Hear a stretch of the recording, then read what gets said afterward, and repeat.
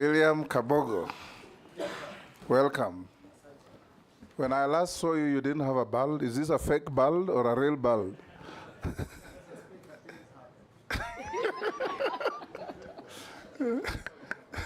It's an artificial bald, is it? Yeah?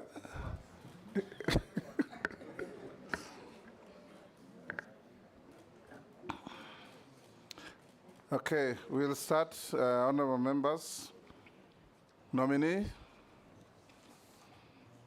welcome to this committee. We are to engage you to establish your suitability or otherwise to hold a public office as CS of Information, Communication and Digital Economy, to which you have been nominated by His Excellency the President. We'll start by asking you to take an oath. If you are Christian, there's a Bible. If you are Muslim, there's a Quran. If you are Hindu, there's a holy book of the Hindus. You're Christian? Yes, I am. Yes. Hold the Bible in your right hand and raise it and recite the oath. I, William Kabogo, do swear that the evidence I shall give before this committee on the matters under its consideration shall be the truth, the whole truth, nothing but the truth, so help me God. Thank you. You may take your seat and sign to the oath.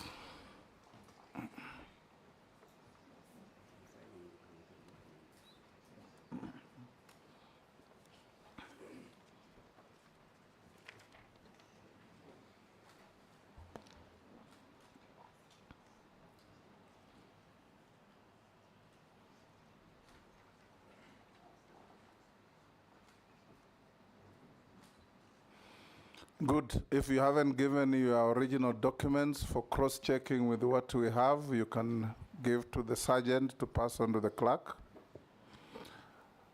This is a committee of parliament on appointments in comparable jurisdictions. It's called approval hearings. Here it's called vetting. We are to assess your suitability or otherwise to hold office to which you have been nominated. I'm the chairman of this committee, being the Speaker of the National Assembly.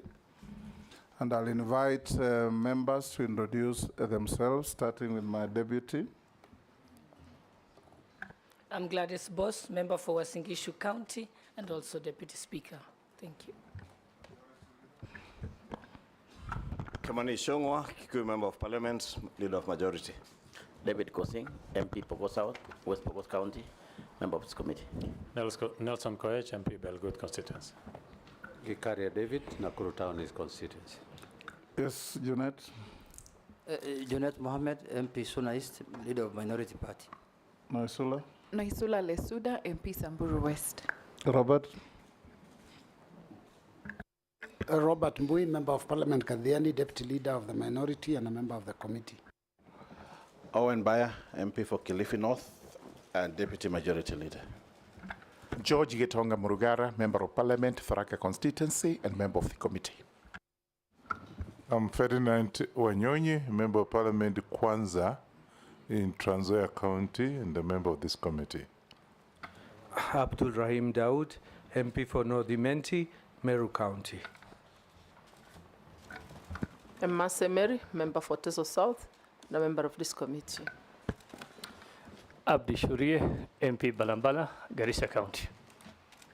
Mishi Mboko, MP Likoni, a member of this committee. Rehab Mukami, County MP, Nyeri. Honorable Stephen Mule, MP Matungulu, Machakos County, a member of this committee. Samuel Jiroge, Clerk to the National Assembly. The rest of the team are our support staff. Honorable Kabogo, welcome to this meeting. Thank you. The rules of engagement are very simple. You address everybody through the chairman. That's number one. Number two, don't engage in any arguments with any member. And three, no member is allowed to harass you. When they ask a question, they're all in good faith and answer them as such. Four, no stories, just answer the questions so that we can, in the interest of time, make good progress. So for a start, I'll give you 5 minutes to introduce yourself, your name, your educational and professional background, your work experience, any key competences that make you believe that you are suitable for the role of Cabinet Secretary to which you have been nominated, and anything else that you think adds value to what we are doing. Thank you, Mr. Speaker. My name is William Kabogo, born in Komodhai sub-county in Githunguri constituency. Went to primary school in Komodhai, Kitito, Ruiru, did my CPE, and then joined Thika Technical High School. And in 1978, I left for India, and I did a bachelor's degree in commerce. Came back in 1983 and joined Controller and Auditor General as an audit assistant in Exchequer and Audit Office. A job that was a bit boring. Then I looked for a new job quickly, and I found a job in Mombasa as a business advisor for an NGO, where I rose from business advisor to executive director. Then come 2002, it was the Uhuru time, the generation to join politics and lead Kenya. And at that point, I had become a businessman, an astute businessman, made a little bit of money. And I thought I would join the team, Mr. Speaker, to take the country to the next level. So I joined politics in 2002 August, was elected Member of Parliament for the larger Juja, which is today Juja, Ruiru, and Thika constituencies. Come the 2010 Constitution, Mr. Speaker, I decided to vie for a gubernatorial seat for Kiambu County. And I was successful, and I became the governor, first governor of Kiambu. And why I think, Mr. Speaker, this is a good job for me as ICT and Digital Economy Minister is that I managed, while at Kiambu, to digitize the entire revenue collection in Kiambu County, taking our revenues from 800 million a year to 2.7 billion in 14 months. I also managed to digitize the health systems such that there would be seamless work by doctors in treating Kenyans in all our Kiambu hospitals. Also had developed management information systems for Kiambu County so that from a dashboard, Mr. Speaker, I would be able to know exactly what is happening in each of the ministries, the 10 ministries. So really, that gives me a head start on, because my view, Mr. Speaker, is that the job of a minister is that of a manager and a leader.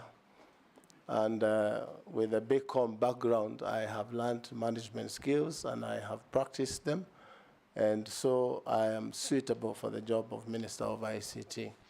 And as Peter Drucker says, it's about doing things right and doing the right things, a combination of which will give you good start in management skills, Mr. Speaker. It's a long journey, Mr. Speaker, but I've tried to condense it. While coming in here, I read on Twitter, how is this guy going to manage an ICT ministry, yet he doesn't have a computer? Mr. Speaker, I started using computers in 1992. They were green, and used the MS-DOS language, you know, you know, you'd do CD, change directory, move the etc., and write programs. So I'm well conversant with the technical aspect of ICT, but information technology, communication technology, and the gist of putting it together, that's what a minister requires to know. right. We'll ask members to ask you questions. Members, let's try and cover in the allocated time. I'll start with the Deputy Speaker.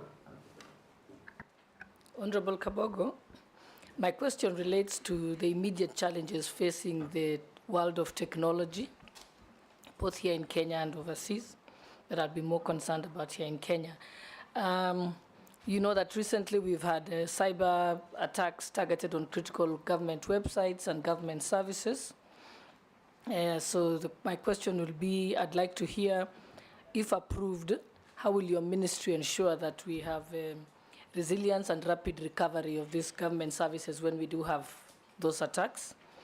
I also would like to hear what strategies you have to deal with the growing challenges posed by social media phenomena such as fake news, misinformation, disinformation.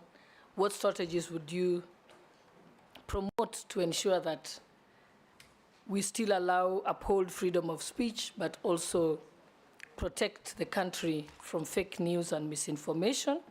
And lastly, also your ideas on how to deal with the big challenge of concern by use of unethical use of artificial intelligence to terrorize people or to promote misinformation again and disinformation. Thank you. Go ahead. Thank you. On the issue of challenges on cyber attacks, this is a world phenomenon today. But other countries in the world have engaged professionally so that some of these things can be curbed through legislation. And it's a continuous process because the attacks are getting more and more serious because of AI. Because both AI is good and it's bad in terms of how we use AI.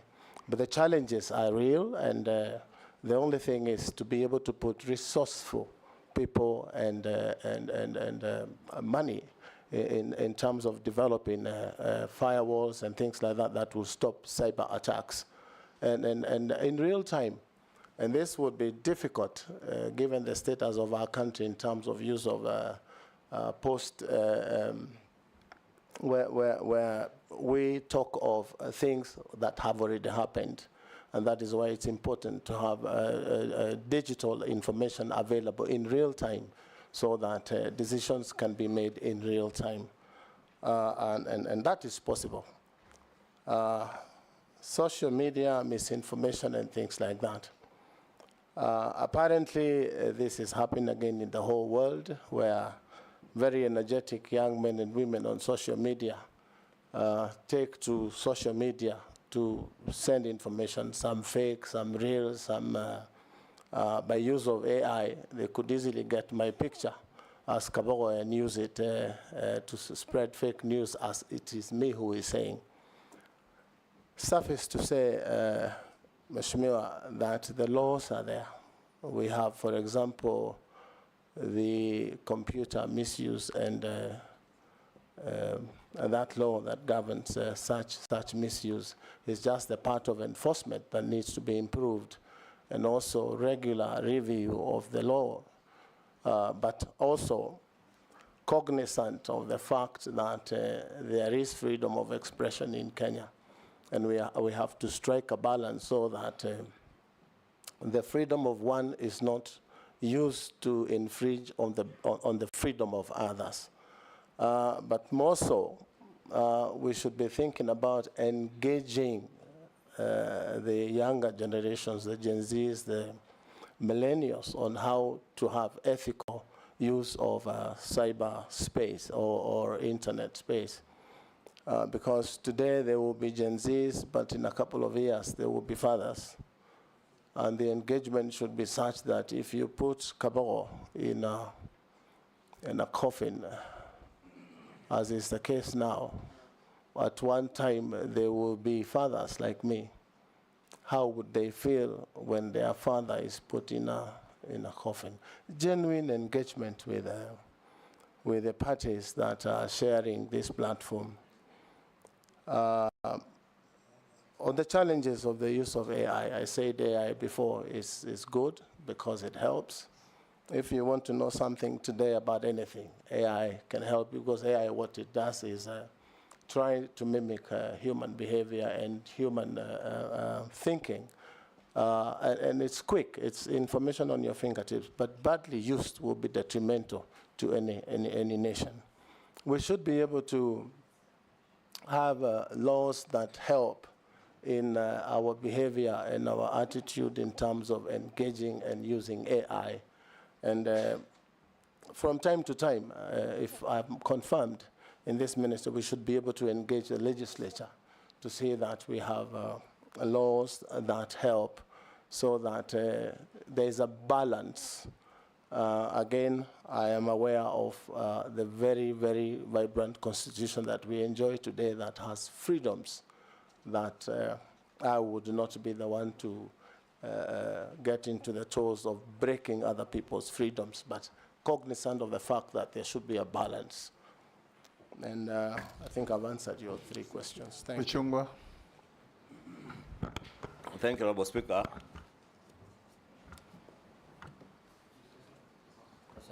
Thank you, Honorable Speaker. And maybe just for the record, the nominee is my former governor in Kiambu.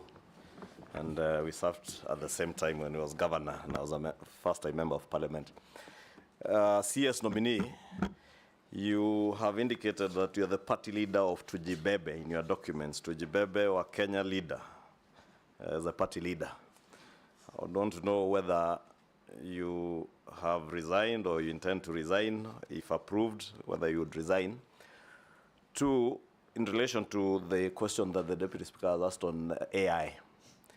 This is a question from a Kenyan living in Finland who tells me he recently, and he also comes from Kiambu, he recently read an article in one of the newspapers in Helsinki on the working conditions that are described as equivalent to modern slave labor, where American big tech companies are using young Kenyans, especially to do what is described as harmful, removing what is described as harmful content or crude content on Facebook, on TikTok, Instagram, on largely main social media platforms.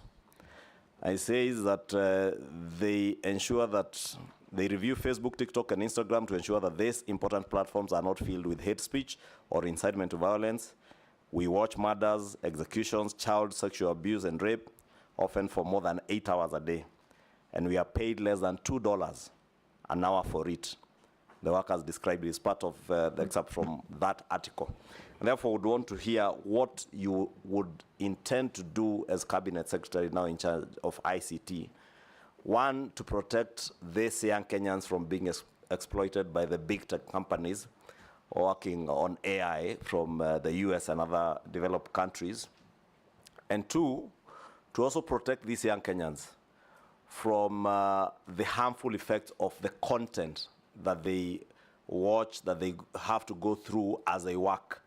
And you know, mental health is indeed a big issue and has been rated as one of the big issues, especially with those working in the tech space in the country. And probably part of it is out of this engagement with content that they are finding online as they work. What would you do to protect them? Lastly, on revenue assurance, calls dropping, Kenyans telcos continue to work with, we all work with phone companies or telcos that call drops are very frequent, and nobody ever compensates Kenyans for the call drops. What you would intend to do, plus, because that is a situation where these telcos are stealing from Kenyans as we make calls.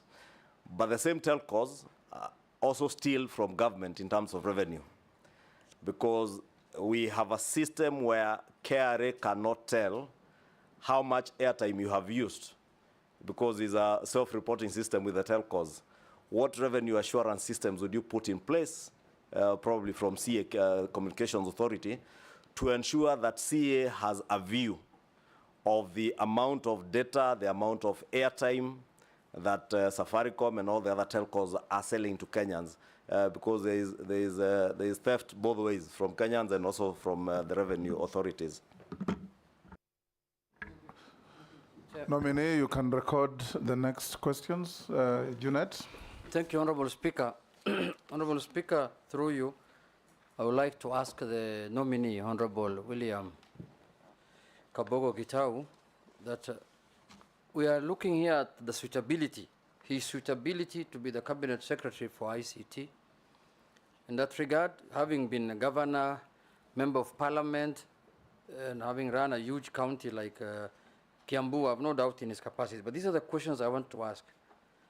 In 2010, Honorable Chairman, the late Professor George Saitoti, then the Minister for Internal Security, named in Parliament persons suspected to be drug traffickers in connection with alleged illegal trade, drug trade, and who are under investigation.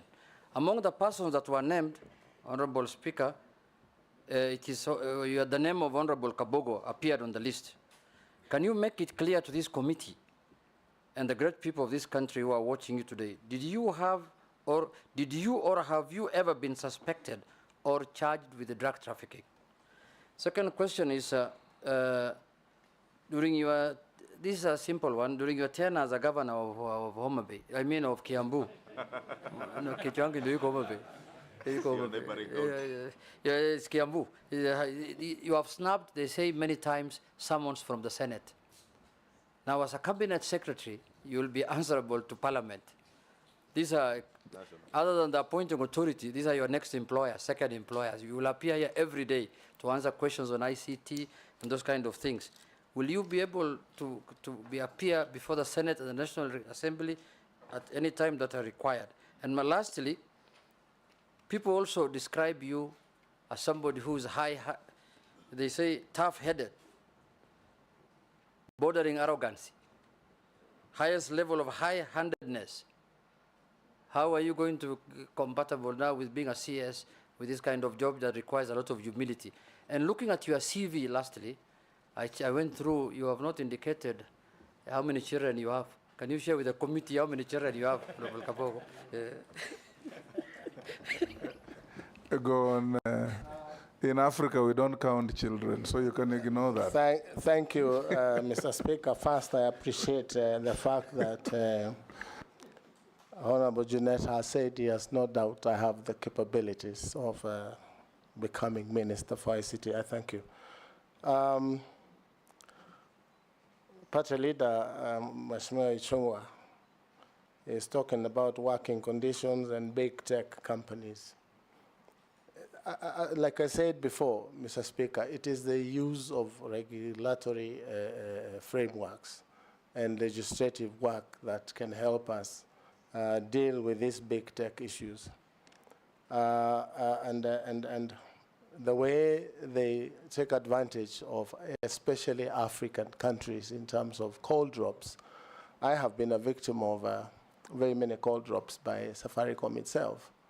And the minute you call them and ask why is this happening, they say it is technology, it is these days, frequencies, all these stories.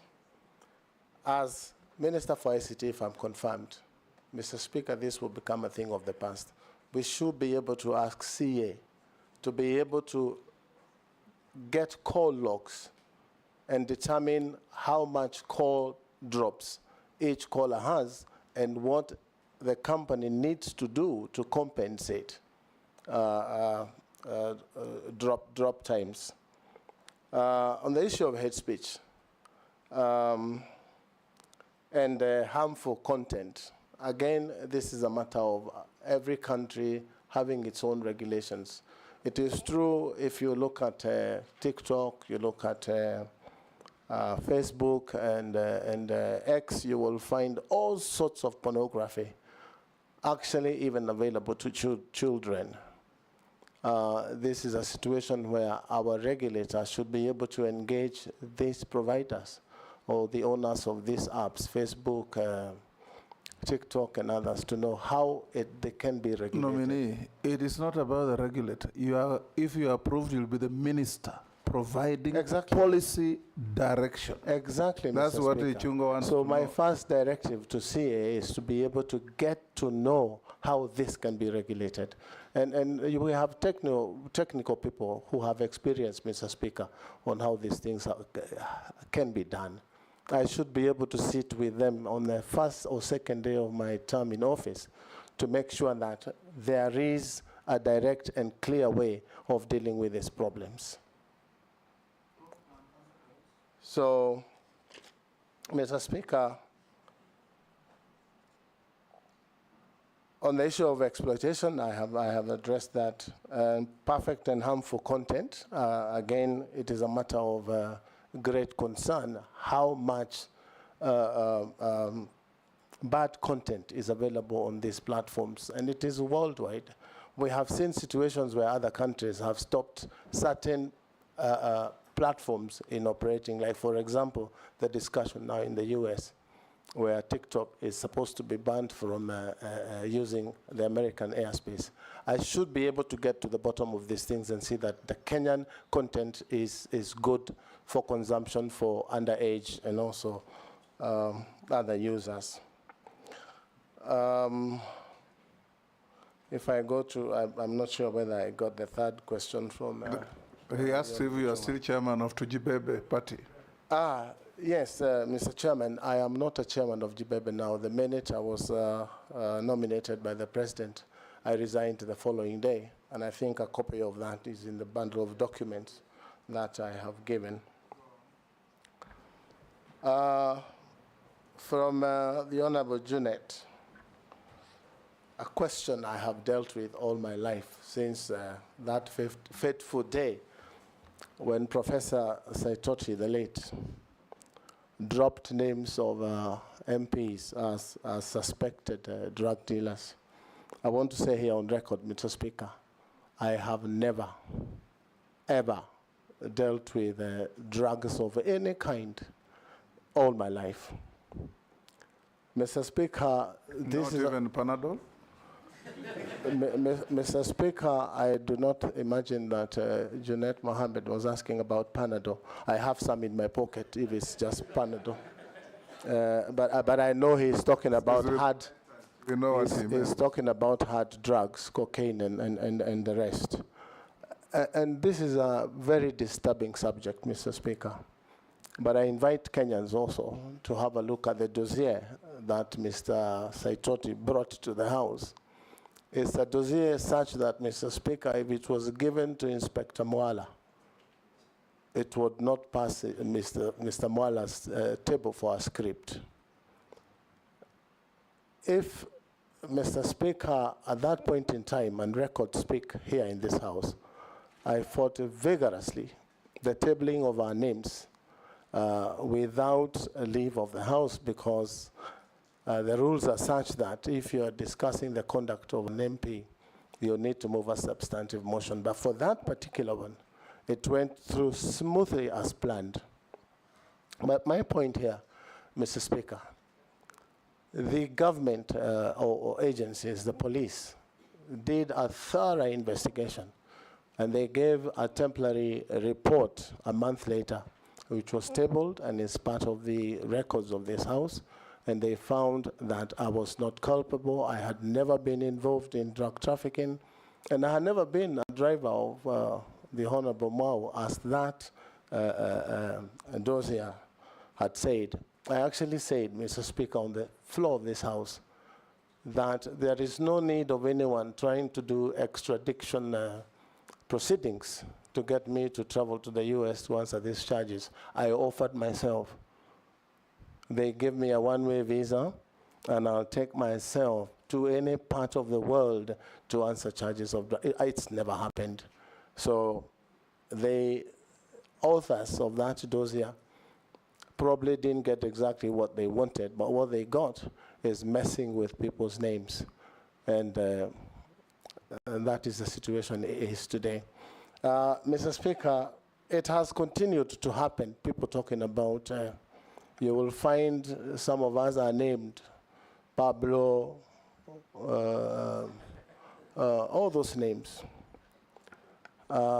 but the truth be told is that I did take some people to court. If you remember, there was a program by Standard called something Mihadarati by Mheshimiwa from Nyali. And I did take them to court. It's taken long, about 8 or 9 years. But finally, I got judgment against them and I was paid a little bit of money. But circulation is still happening. This is something I am bound to live with for the rest of my life. But I do not do drugs. Thank you. That was a tough one. Yeah? You've not answered the one. He also asked you that when you are governor of Kiambu, you snubbed invitations and summons to attend. I'm going there. Okay. Thank you, Mr. Speaker. You know, it was the perception of being high-handed. It is. Pardon? Go on and answer the questions. Yes. In the beginning, when governors were being called to Senate, there was a general feeling that we should not come to Senate as an independent government. But when it was clear through court decisions that governors would appear, we started appearing, and I want to be on record here, Mr. Speaker. I came to this Senate House to answer questions of senators. For 3 consecutive years, Kiambu had appeared. As a matter of fact, I came to the clerk of that committee and I said they can ask the chair, I think it was Professor Nyang Nyong then, that should any county be invited to the Senate and they do not appear, Kiambu can appear. It's just next door in short notice, even half an hour. And that's how we managed to go through our audit queries for Kiambu for 3 years. So I should be able to appear before the House of Parliament, both Senate and the National Assembly, to answer any questions that may arise, and also carry along the staff of the ministry. Sometimes you ask questions. I've been to this house. Sometimes you ask questions and the minister is given questions by technocrats to bring to the house and they're never accepted. I should be able to come with the PS or whoever it is and tell them, now you need to answer this question because it's being asked by MPs who represent the people. It's the people asking. So I will honor invitations to appear. What was the other part? Are you arrogant, yes, hard-headed, and high-handed? Mr. Speaker, I have a very serious face, just like yourself. And that may sometimes be confused to me, but I'm very straightforward. And I do not beat about the bush. I say things as they are. And this is where people wonder whether doing things right or doing the right things is the thing to do. I believe in doing things right, but doing them right. So that sometimes it appears. I have a very strong personality on putting things in order. And that is why I was able to bring order to Kiambu, a very difficult county. How come they rejected you after 1 term? Mr. Speaker, that is a long discussion you and I would have because you know how elections are done in this country. Yes, Jeanette? Mr. Speaker, the nominee has answered me saying he is not high-handed, he is not arrogant because he has a very serious face. So does he use his face and his bald head to scare people? Speaker, maybe because there's also a question CS nominee did not answer, but probably just in defense of him, Honorable Speaker, on that, or without being seen to defend him, from a question by my colleague Jeanette, is probably a character trait of people from Kiambu of being straightforward, saying it as it is, and we are at times misconstrued to be arrogant, but that's just the way we are, Honorable Speaker, those of us who come from Kiambu. So is that what you said, leader, the burial of the mother of the Speaker? Honorable Speaker, CS, my question on the big tech companies is how they're exploiting. And in fact, that article spoke of the work that is usually done by students, housewives, and groups of people who are in a weak position. So what I wanted to hear from you is what policy proposals would you be having to ensure, one, that the big tech companies first conform to our labor laws. Two, they are not exploiting these people because they're in a weak position. Because what they are doing is taking advantage of our students because they can be paid $2. $2 translates to about 300 shillings an hour. But in the US, nobody will be paid $2 for whatever mundane task you are given.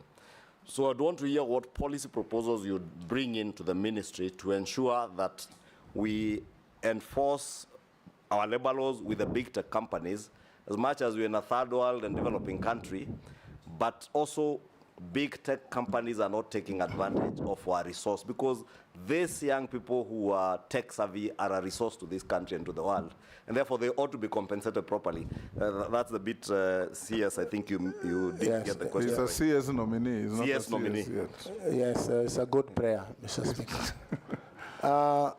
You will realize, Mheshimiwa Ishongwa, that it's not only affecting Kenyans on outside jobs. Even the local content creators, like in music, that put their stuff on YouTube, they rarely get value for their content. So I should be able to bring into Parliament a bill that should be able to regulate how much money content creators are paid, just like the coffee industry. There are brokers in this business of digital economy who take advantage. You'll be surprised that probably a job like that is paid for $200 and only $20 or $10 that get to this.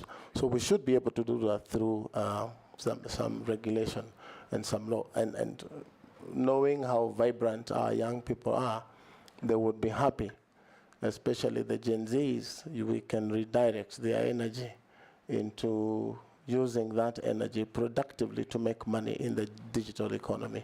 So I should be at the forefront in terms of bringing laws or amendments to our laws so that our labor laws are applicable.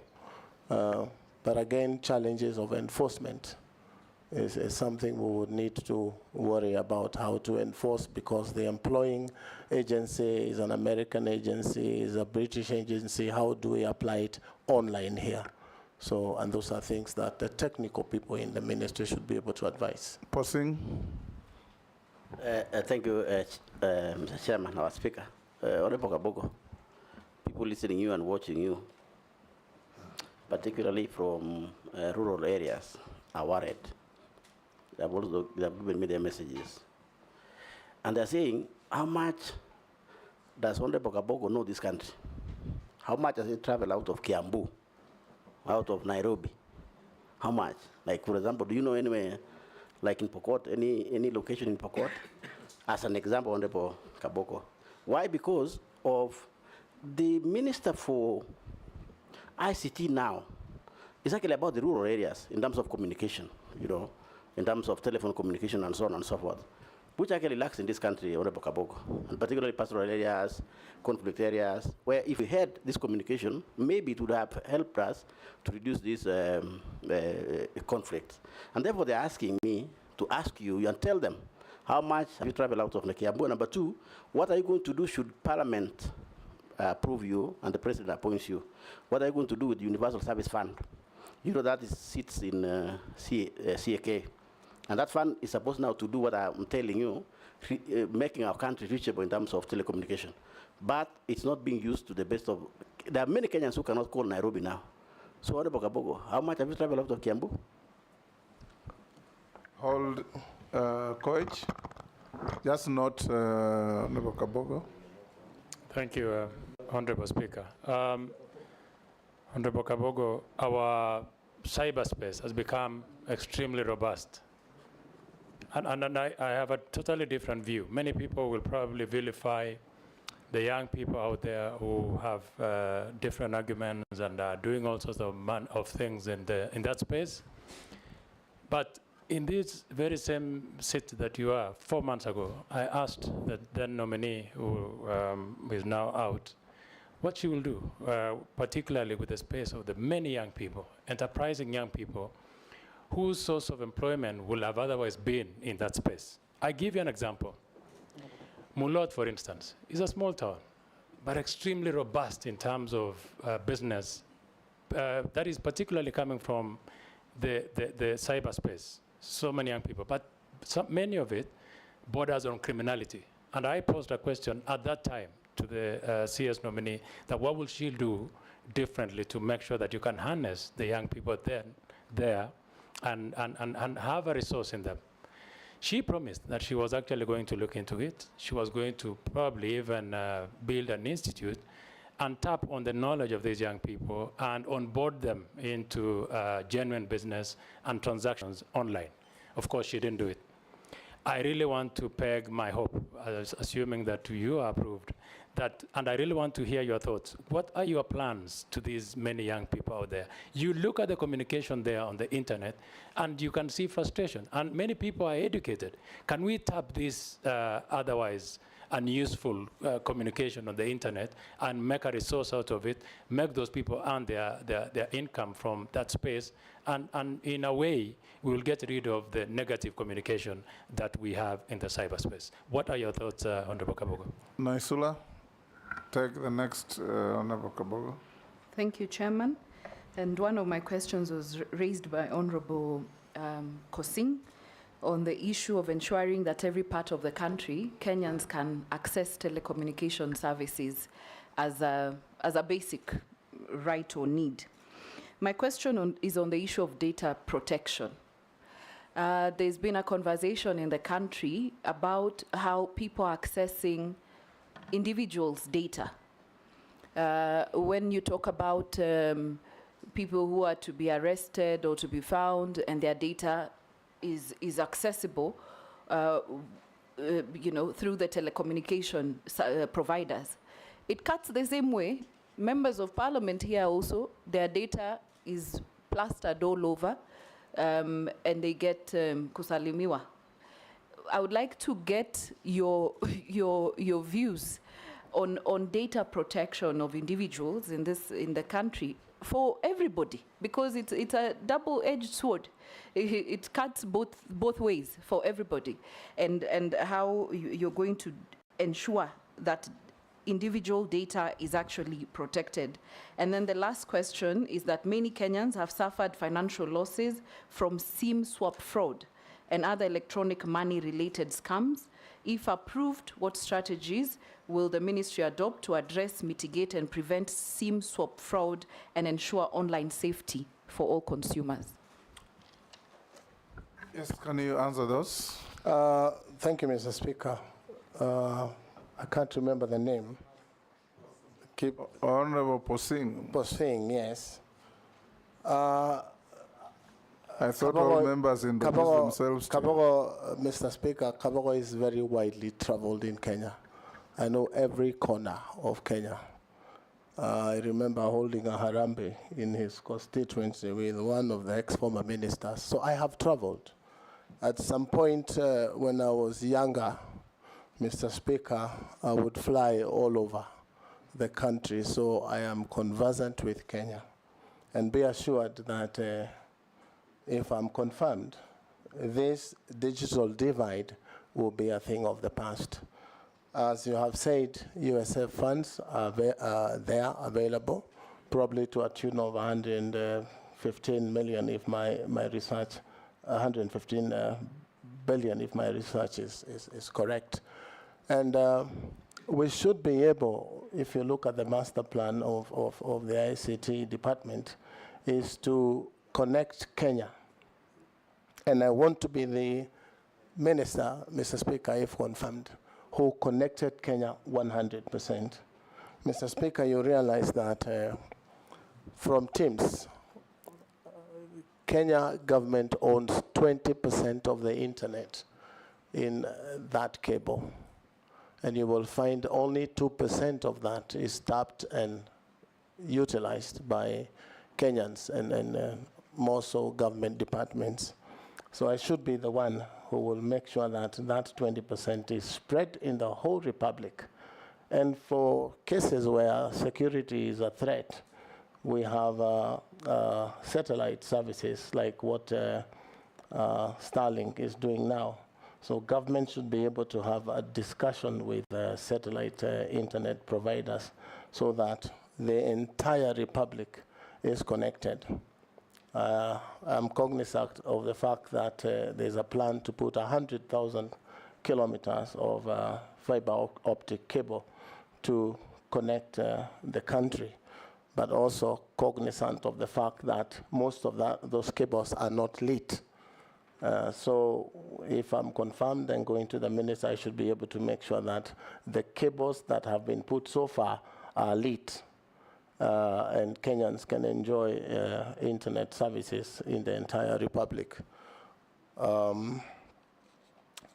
Cyberspace from Honorable Koech, and what we will do to make sure that we harness the energy of the young men.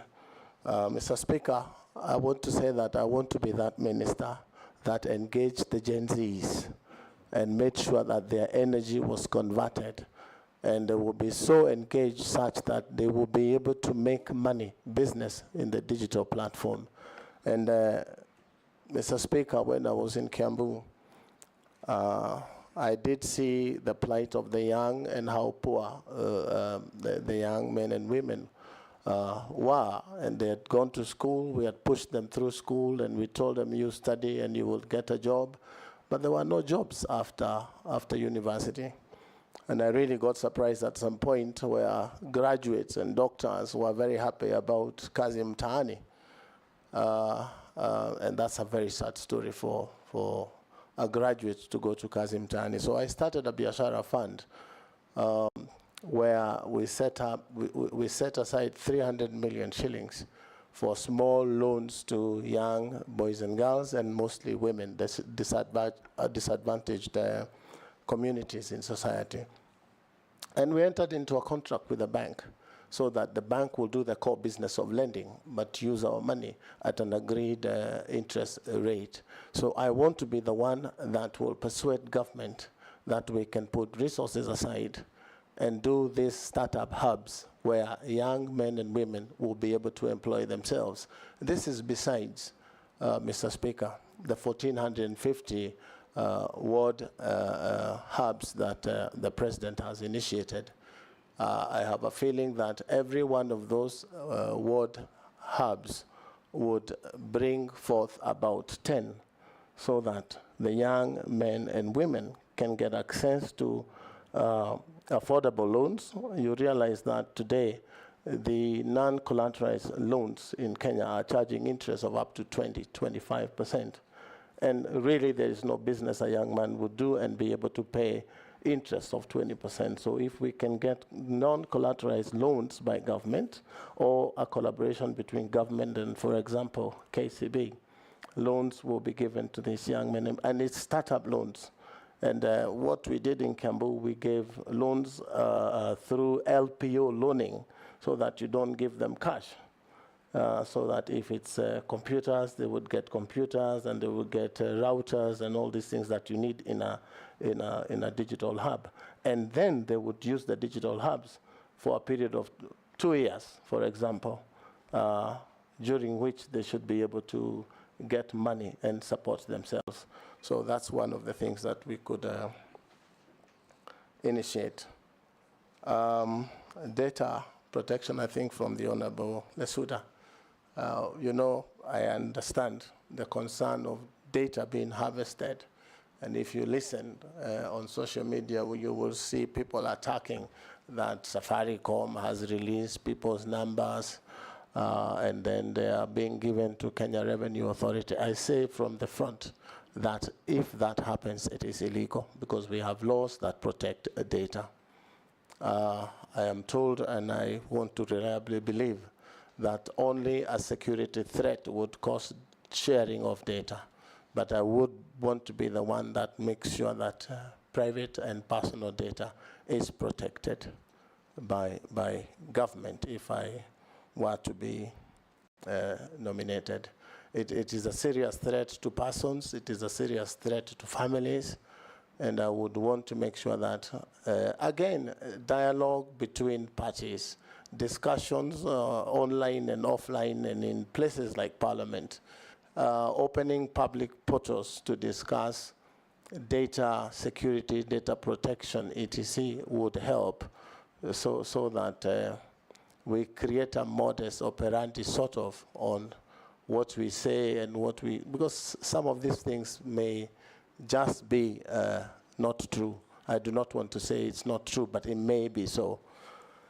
I think, Honorable Kabogo, I think it's better to correct you on the issues like, it's not really the phone companies that have, like Safaricom, that are guilty of giving out people's data. It's usually those companies that ask for your details to get bonga points or so many points when you go shopping. Those are the ones who have your data, and that's where the fault has actually been, not the official service providers. Correct, I'm corrected, but that too happens. Yeah. But I also want to say that when you go to Carrefour and buy something online and it's delivered to you, the next thing you see is a message from Carrefour asking you whether you will be buying the same things again, meaning that the number you used to pay, your M-Pesa number, has been harvested from the mall and it is being used. So we should be able to regulate that by legislation, and I'm sure it is doable. Again, remember the extent of use of the social media platforms. We have the most expert young men in hacking.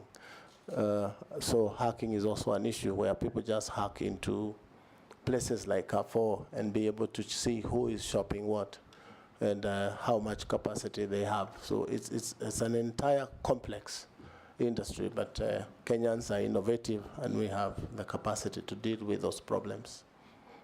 Thank you. Mary Emase. Thank you, Chairman. My question to the nominee. This country's been battling with a lot of gender-based violence, femicide, and many others. And I want to take you to 2011. In 2011, a young university woman with a beautiful and promising life, Miss Mercy Keino, was found dead in unclear circumstances, just like many of them that we lose through femicide. And that was after being invited to a party where it is alleged you were the host. That tragic incident left so many Kenyans, so many questions in Kenyans' minds, and still remains in the memory of many Kenyans. Kindly expound on this and explain whether you are fit to hold office in light of these allegations. Thank you. Dawood. Thank you, Mr. Speaker. Honorable Kabogo, you've been a governor. But I think you know the docket you're going into is the ICT and communication. And the Kenya Kwanza government needs more communication out there than anything else. I believe you know about holography.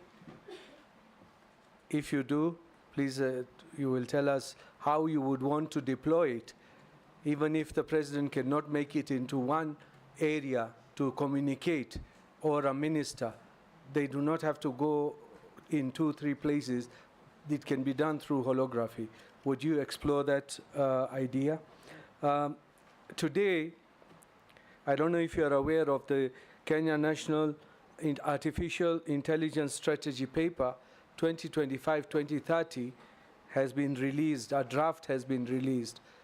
I don't know if you're aware of that. If you're not, what you will find, would you then want to change what has already been circulated as a draft, or how will you enrich it? You have said you will get bored very easily. That's why you left the job you were doing. I hope the job you're now looking for, the right now, which we are vetting you for, you won't get bored so fastly. The last one is regarding KBC and Communications Authority and Helios. And? Helios, the one which was buying telecom. Helio, I'm corrected. If I don't know how you have communicated with CAK, there is a debt which CAK has got of KBC, which has not paid about 6 billion shillings. How are you going to tackle that? And how are you going to tackle the retirees of KBC who are not getting their pensions and the lump sums from the year 2021? Thank you, Chair. Ferdinand, Chairman. may I switch on off your mic? I think traveling around and interacting with the people from this region, the East African countries actually are looking at Kenya as a more developed, because I've been to Tanzania, Uganda, and even Southern Sudan. And I've realized that the whole Kenya to be more developed in terms of the ICT facilitation. And I just want to see, because that they can, instead of people traveling, what have you, how are you going to improve, how are you going to coordinate this infrastructure with the other countries? If we met you, the Minister for Communication. Secondly, I think what we are seeing around is a lot of indiscipline among our youths. And you are trying to explain, but the youths needs a program, a specific program to be able to discipline them going forward. If we leave them the way they are, this country is going to be thrown to the dogs. So what programs will you come with? Being, of course, you are saying you know this discipline. What are you going to come up with this program to be able to discipline our children so that going forward, there's discipline in the area, particularly in your country? Thank you. Last on this batch, Murugara. Yes. Thank you, Mr. Chairman. Nominee, let's put a star against KBC because we are not very good at keeping our national heritage. I mean, the successor in title, KBC, took over from VOK. And VOK was quite developed those days when we used to have it as our main station. Today it's a pale shandal. And we are worried that other entities in other countries, which are possibly national broadcasting corporations, like BBC, South African Broadcasting Corporation, have been able to peak, but KBC is going down. What measures are you going to put in place to transform KBC so that from your tenure, the time you take it up, if you're approved, we now start seeing KBC coming up to a point that it will become a competitor of BBC, South African Broadcasting Corporation, Voice of America, and everybody else. Secondly, a while ago, a very noble idea was introduced, which was to digitally register Kenyans through a number called Huduma number. We were given a very good story of what it was going to be, that you will get your number for those who are being born from birth, and you would carry it to the grave, such that it would not be replicated, and we would always be able to tell who that person is. That was from the office of the president, but principally it should have been from the Minister of ICT. Is it a good idea to have Kenyans registered under one card, under one number, like the Huduma number, which is going to be your everything? And if it is in your favor, how would you protect that under the Data Protection Act? Thank you. Nominee, you can answer those four. Mr. Speaker, the first one was from Honorable Mary. Yes. Is that so? Mr. Speaker, the issue of 2011 of Mercy Kaino, a very tragic story, Mr. Speaker.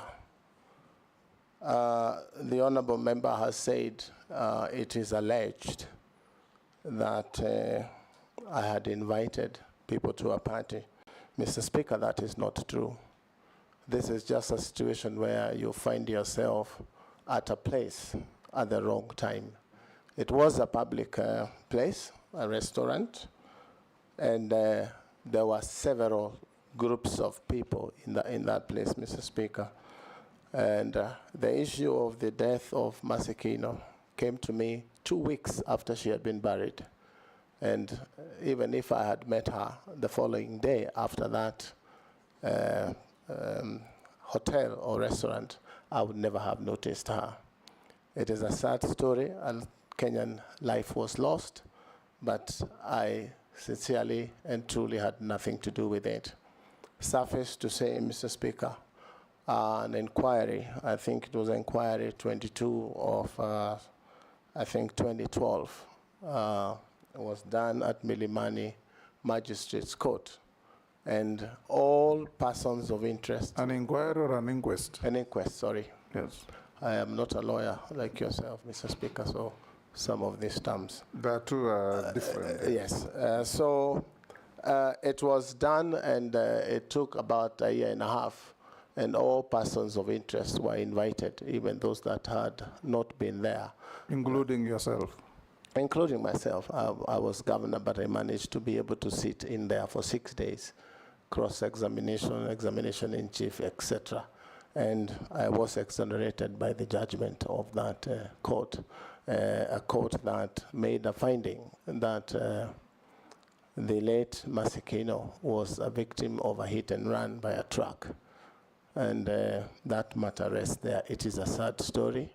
There were videos played of the scene in the restaurant.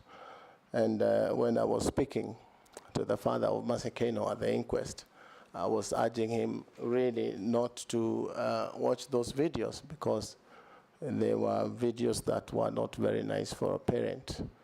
I sympathize with the family of Masekino. May her soul rest in peace. But I am certain that as a child, and a God-fearing child, I believe that one day the truck driver or whoever it is that was in the truck that killed Masekino will be able to come out and say, unfortunately, I kept quiet, but I did it. And I hope that day will come. I have a copy of the inquiry report with me if anyone would be interested to have a look at. It's a public document. Honorable Dawood, I am not aware of the 2025 bill, but he asked me what I would do if it's there, whether I would reverse. I would have to probably study it closely with the technocrats in the ministry and understand what has informed the bill, what it wants to cure, and look at it with those that are technocrats in different divisions in the ministry to make sure that we bring to law a useful legislature that will help. I'm not sure whether I understood your It's a strategy draft, not a bill. Right, so I'm well advised. So that's what we will do. Look at it and go through it with those that have proposed that draft. Holography it's a welcome idea. It's of today's world, and that's what is happening. So it's something we could embrace. But again, with AI, we have to be careful about what is disseminated, because through AI, many things are happening today. I was asked to, KBC, the Horace loan, and what we would do with Kenya Broadcasting Corporation as an icon, a historical sort of thing for Kenya from VOK. In my mind, Mr. Speaker, KBC needs a total overhaul. It needs to be reassessed, how it's operating. so that if you look at BBC and other, Al Jazeera and others, they have a contribution from state that funds public broadcasting, so that KBC may have a wing of public broadcasting and the commercial division that takes care of its commercial entity. I've talked to a couple of people and they say KBC has got a lot of land. They could sell their land and revamp KBC financially. From the school of thought, Mr. Speaker, when you sell the first parcel and sort out the employees' emoluments and pension and statutory deductions that have not been paid, and probably buy a few cameras and things like that, they go back to the same hole a year later, they will pick the next plots and sell until the 8th one is sold and they have no plot to sell.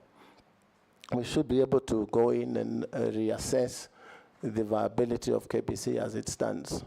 I have come across during briefing something that says they want to borrow from, I think it's Spain, a tune of 12 billion to revamp KBC by buying new equipment, broadcasting equipment, etc., etc. And that, to me, sounded very worrying. Because you will look at other broadcasting stations like, for lack of a better example, like Citizen. And if you assess the sort of money they have used to make their broadcasting stations what it is, 12 billion is completely exaggerated.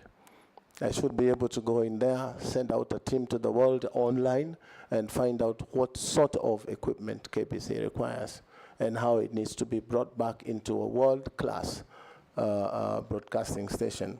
If you put your TV on this evening, Mr. Speaker, and you put KBC, and there are young men and women in that house, you will almost get a bashing. What are you doing in that station? I want to be the one who sorts KBC. If you put it in your house, people will want to watch because it's got the right content in terms of broadcasting, entertainment, and things like that. You'll find a radio station from KBC. If you drive up the mountains, any part of Kenya, you will keep losing the wave because they say the equipments are obsolete. There is also a situation in the world that is happening now, Mr. Speaker, where you don't have to buy equipment. You can lease equipment.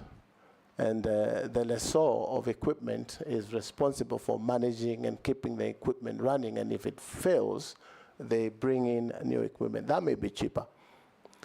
Because if you buy equipment today and they say the life of equipment is about 5 years, so does it mean KBC should spend another 12 billion shillings in reorganizing KBC? I believe it can be a world-class broadcasting station with support from government for public broadcasting in public interest. But the other division that is commercial should be able to sustain itself. That is something that I think we can do fairly quickly as a quick win. You talk of a debt.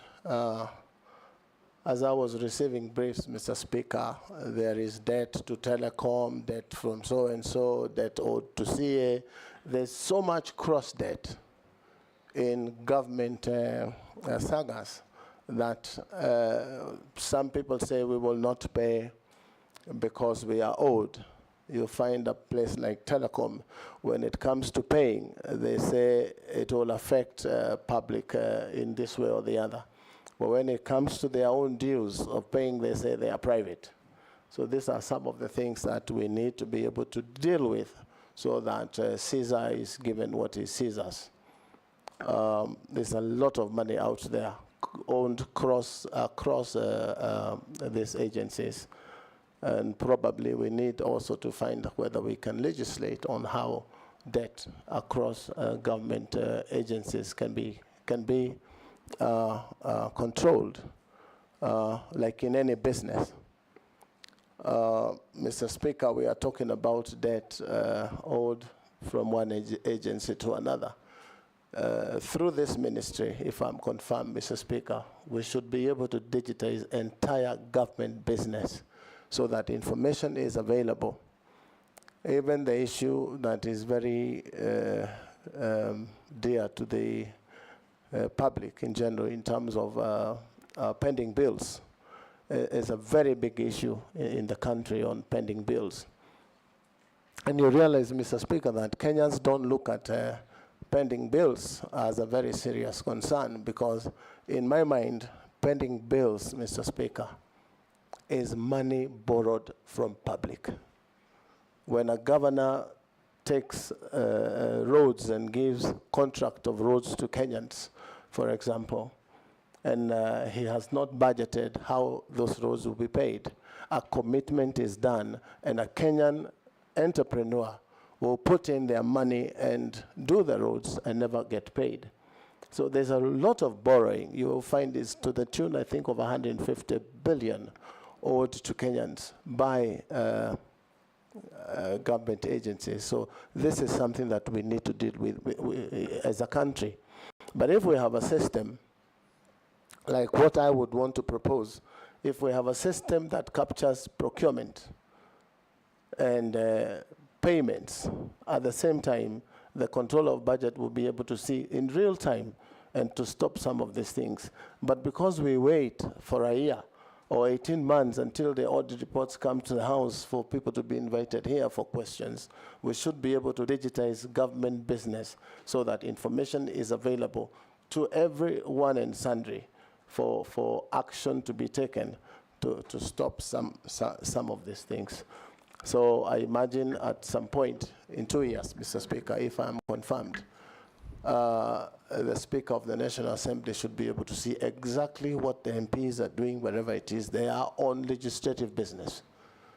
The President of the Republic from one dashboard should be able to see what is happening in development programs in Kenya.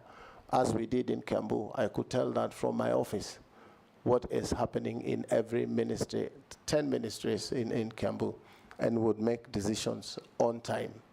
There would be a management information system that gives an amber light when you open your document, and it tells you here something is about to go wrong. Red means it's chaotic, everything is bad.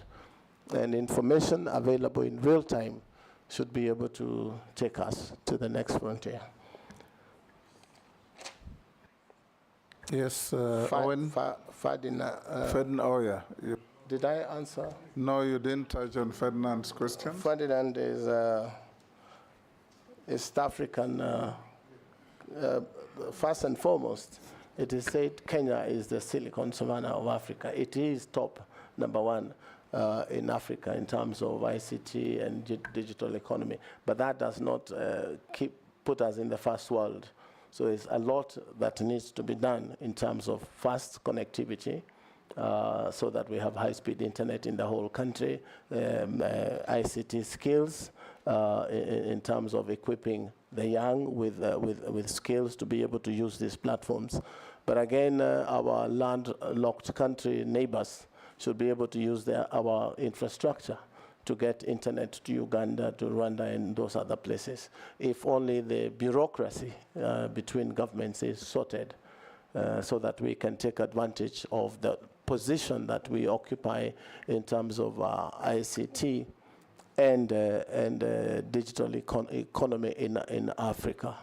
So we stand quite up there, but that we could take advantage. Owen Bayer. Huduma number, yes. What happened to Huduma number? Yes. One thing, Mr. Speaker, there's a lot of skepticism in the public about their information. Always people thinking government wants their information to give to KRA, government wants their information to do this. And we have to continue engaging ourselves as a public on why isn't it necessary to have information of Kenyan people in one database. For as long as that information is safe in the hands of government, it is important that government if you walk into Dubai now and you give in your passport, if you've ever been there before, anything, they have got your stuff there. If you are exiting Dubai, they tell you to look at the screen and you're taking your identity. The time you're kicked out of Dubai, you will never go back to Dubai again because your information is right there.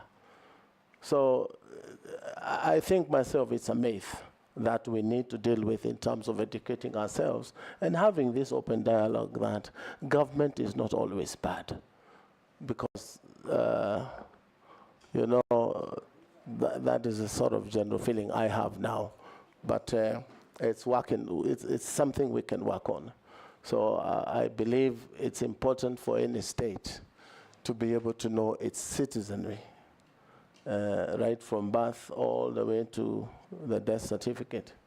So I have nothing against Huduma number myself, but we need to go in there and find out, are there other things that are being done that look like Huduma number? Because every other time this is changing, that is changing. I believe we can have one document that suffices for all services. And avoid spending public money on some of these things. Owen Bayer. Thank you. This is the fourth time Take you're the calling next my question. round. The fourth time you're calling my question now. Yes. Thank you very much, Honorable Speaker. Honorable Speaker, I would like to ask the nominee this question that touches on collective responsibility as a binding note for Cabinet. You're aware recent events have shown that a CS could actually call a press conference to complain about and seek questions for government he serves in based on a personal issue or personal matter. And if you are given an opportunity, Honorable Kabogo, how would you handle this issue of collective responsibility? And that would you have the discipline to really stay in government and say this collective responsibility, or will you just, as a politician, you know you're a politician, go the political way and seek public sympathy, or would you handle it differently? Secondly, Honorable Speaker, our question on expired data. You know, when you buy data, you don't use it, it expires. And I see on my phone a lot of data that is I can't use. You know, a lot of it I can't use because it's expired, but it is there. But when it comes to consumer protection, why would I be forced to use data when I don't want to use it? It's my property, I bought it. Why would a telco want really to control how I use it? And how are you going to bring in policy and regulations on the same to ensure that Kenyans are not robbed by telcos in terms of expired data? I think there are millions of expired data out there. And Kenya are suffering. They have it, they can't use it because somebody decided they can't use it. You know, and lastly, Konza Metropolis was a great idea. We see it when we pass going to Mombasa and we see the development that is there. But the idea behind the Konza Metropolis is that we're going to have cutting-edge technology coming out of it. Cutting-edge technology, that we are Silicon Savannah. And that was the base for the Silicon Savannah, that we would see a lot of things, apps and all that coming out. But what we see a lot is buildings. We see they come out to install internet, simple things that would have been done from Nairobi. But we have a whole lot of a metropolis, and we would like to see it work. If appointed as a Cabinet Secretary for ICT, what would you do different to ensure that the Silicon Savannah that President Kibaki envisaged then and the Konza Metropolis would come to fruition as soonest for Kenyans, for the many young people who are looking for jobs and getting disturbed on the internet and, you know, on phone? They would be there producing high-end technology, but now they're not there because we haven't actualized what President Kibaki wanted us to have. I thank you. Robert Bui. Thank you, Mr. Speaker. First, you know, recently we had an international company that was also taking advantage, like these other big techs, and mining, data mining. You know, we found queues at KICC of young people lining up to have their irises, I think, copied. And it took the intervention of the National Assembly, actually, to stop that. So what will you do to ensure that this kind of thing doesn't happen again? Now, there's also the issue of pending bills that are owed to media houses by the government. And, of course, that has led to some of these media houses closing and, journalists being owed a lot of money. What will you do to ensure that they are back in business? And finally, what do you want to tell those young Kenyans on social media, because this ministry is responsible for social media, and who are actually out there saying that they believe this position should have been given to a very young techno-savvy youth, in furtherance of the Article 10 of the Constitution, which is principles of good governance. Thank you, Speaker. Let's take one more. In fact, two more. Mule. Thank you, Mr. Speaker. Honorable Kabogo, if you are approved by this House, and I heard you speak about Starlink, owned by the billionaire Enoch Marx from the US. What will you do to make sure that you protect the investment done by Kenyan companies like Safaricom, Telecom, and any other investment which has been done in the country to make sure that Starlink does not come here and kill Safaricom overnight? You know the number of people working for Safaricom. The revenue collected by government from Safaricom is the highest. If we allow this under your watch, I think the Gen Zs will not let you smile. So we want to hear your views on that, because it's a connectivity issue and the investment by Kenyan taxpayers' money in this country, and you must protect it. We need to hear that. Secondly, Vision 2030, which has emphasized a lot on development on knowledge-based economy, highlighting the importance of ICT in this country through education to enhance productivity and efficiency, is key. And you are getting into this ministry whereby we have only 5 years to actualize the Vision 2030. That's 5 years to go. And we still have the Concert City, which is supposed to, and it was one of the flagship of this, to make sure that digitization and ICT integration in the schools is well implemented. What will you do in the ministry to fast track this and probably leave a clear legacy to make sure that the vision for Honorable the late Moi Kibaki of Vision 2030 is achieved? Thank you. Raso, I'll jump you to Shuria. He says he wants to ask a question and shortly leave for a meeting. Shuria? You are going together? They are fasting. No, it had nothing to do with religion. Thank you, Mr. Speaker. Mheshimiwa Kabogo, there was a recent public notice issued by the Communication Authority on tax compliance for mobile devices in Kenya, which has raised concerns among consumers and stakeholders regarding its implementation. To your knowledge, what is the intention of this notice and its relation to the government agenda on telecommunication security? Thank you. So, Raso, if you are going together, then I'll give you the opportunity. Mr. Speaker, he seems not to have gotten the question. He wants me to repeat it, is it? Okay. Through the chair. Through the chair, okay.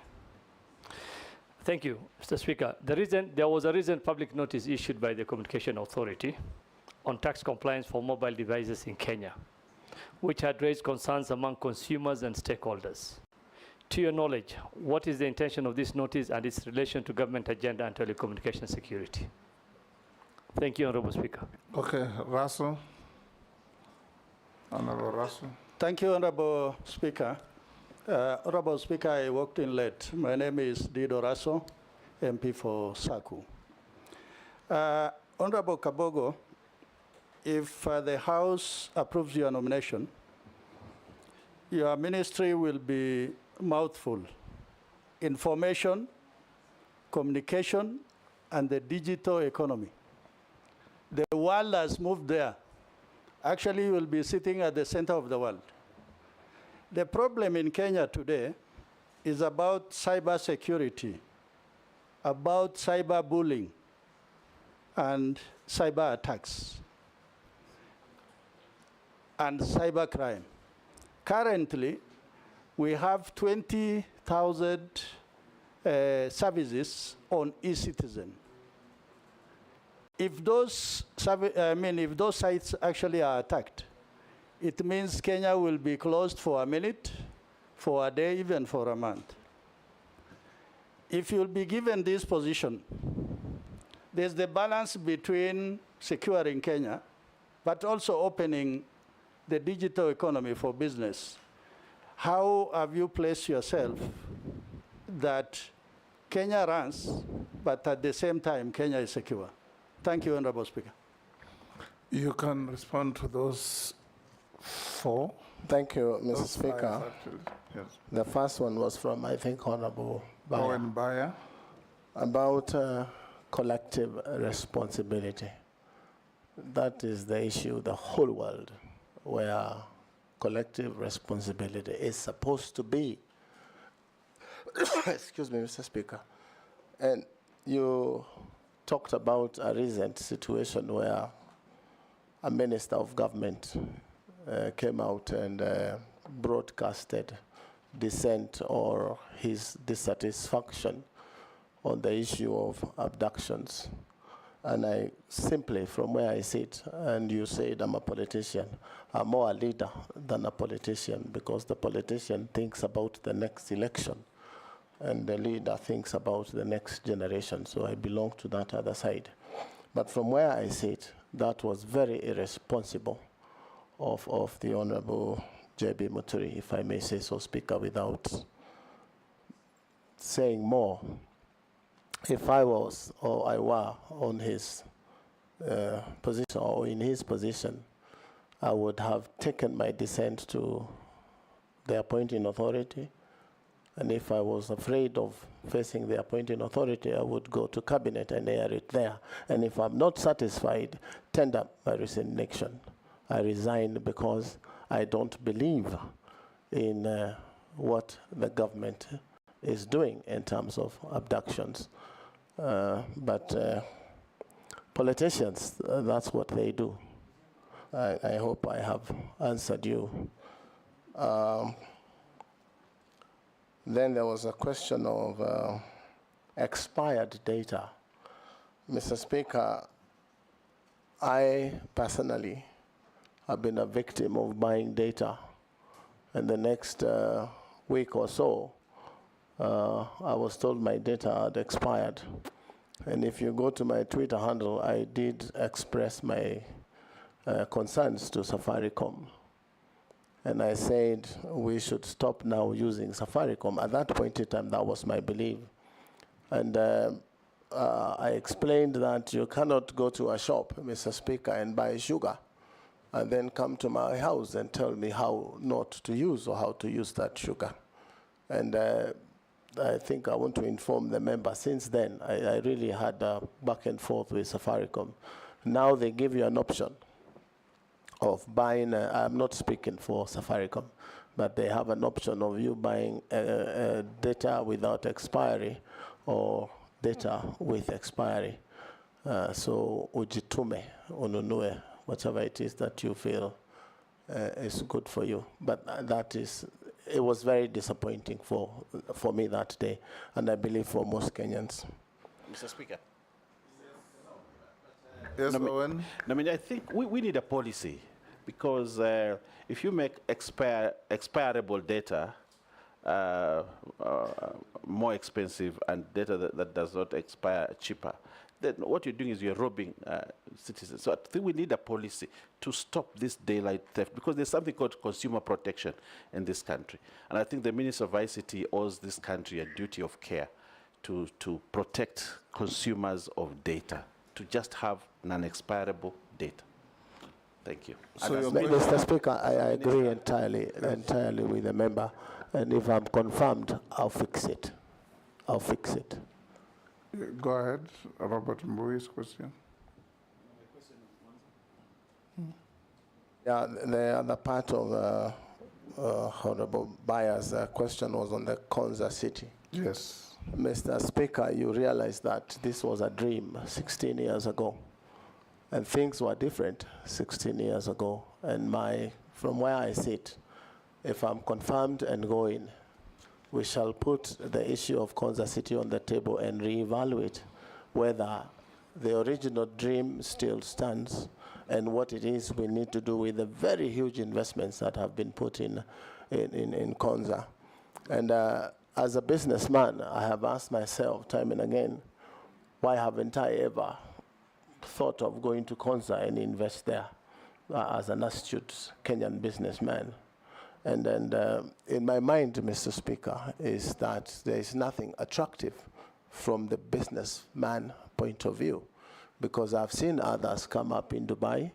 I have invested there. I've seen others in other places of the world. So really, Mr. Speaker, we need to reevaluate the concept of Konza City. A lot of money has been put in Konza on infrastructure. Phase 1, almost 95% complete. But my question is, what is it we need to do to make Kenyans themselves and foreign investors be attracted to investing in Konza? You know, Nairobi is competing with Konza. So we must have an incentive scheme that sends people and international investors into Konza, like tax holiday, duty-free status, land available at almost zero rate, so that they can put huge investments, is to create the demand and the need of people to invest in Konza. And that would be a game changer. There's something in the world that is happening now called tokenizing. We can raise money from public and from investors and buy tokens for Konza so that it can build itself.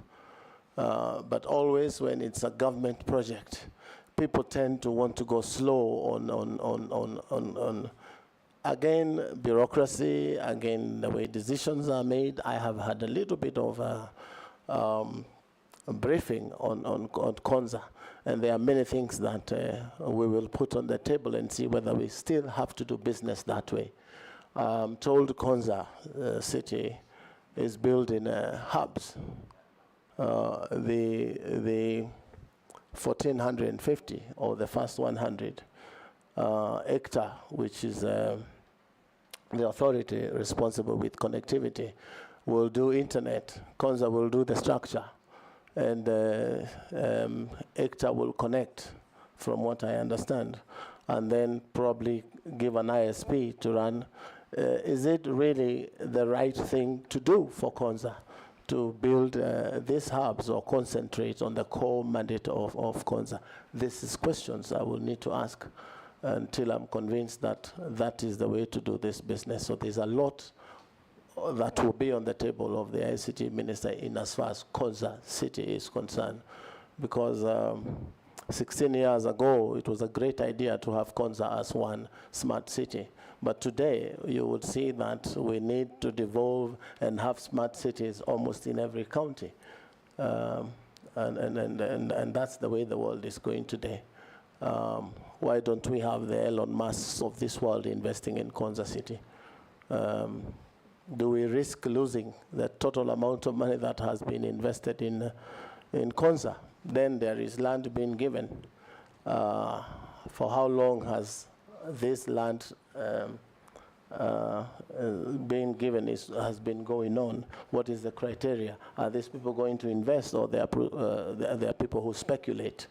These are things that the ministry needs to look into and reorganize Konza the year today and not 16 years ago. That's from an outsider's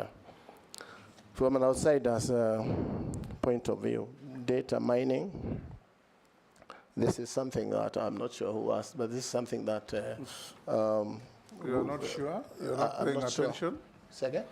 You are not sure who asked? I'm not sure. I didn't get the name. That's why I'm saying. Robert but I know, Mbui. I know it is a member sitting just there. So sorry, I did not get your name. But be that as it may. Does that tell a story about you? All these members introduce themselves to you. Mr. Speaker, sometimes you do not hear the pronunciation of the name, so I do not want to take the risk of calling someone in a name that is not their name. And the name tags are also there. Unfortunately, he is Honorable Robert Mbui. Go ahead and answer his I am question. physically challenged from seeing far. Honorable Mbui, you will excuse me, but data mining, as I had said earlier, it is something that needs to be checked. It needs to be regulated. What sort of data is going into whose hands? You did give an example of a company that was collecting, I think, data from Kenyans, and they were paying. So government should be able to regulate who is it that is collecting data from Kenyans. And I think that's not a big deal to do. We should be able to quickly. In fact, should we allow any foreigner to come and mine our data? In my mind, we should not unless it is done through a government agency. And for what reason, Mr. Speaker, we would want to give data of Kenyans to foreigners? For me, that is a straight no. But you find that Kenyans are very enterprising, Mr. Speaker. When the rumor was that you will get 10,000 shillings after you register, sometimes Kenyans don't give a damn of some of those things as long as there is some enterprise happening. So we should be able to engage people and them understand that it is wrong for them to give data to anyone. So I want to tell Kenyans to be careful on who you allow to take information from yourself. But if we have rules and regulations on how this thing is done, it can be controlled. Now, Mr. Speaker, I think it's Honorable Mule. I got... Yes, Robert? You haven't finished my questions on pending bills and what Kenyans on social media are saying about this docket.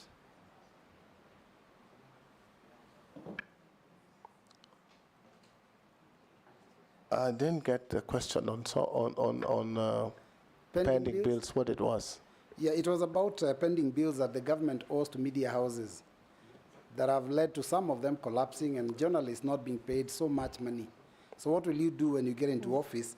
And the other one was what Kenyans are saying on social media. They're saying that this docket should have been given to a young, techno-savvy youth in furtherance of Article 10 of the Constitution. So what do you have to say about that?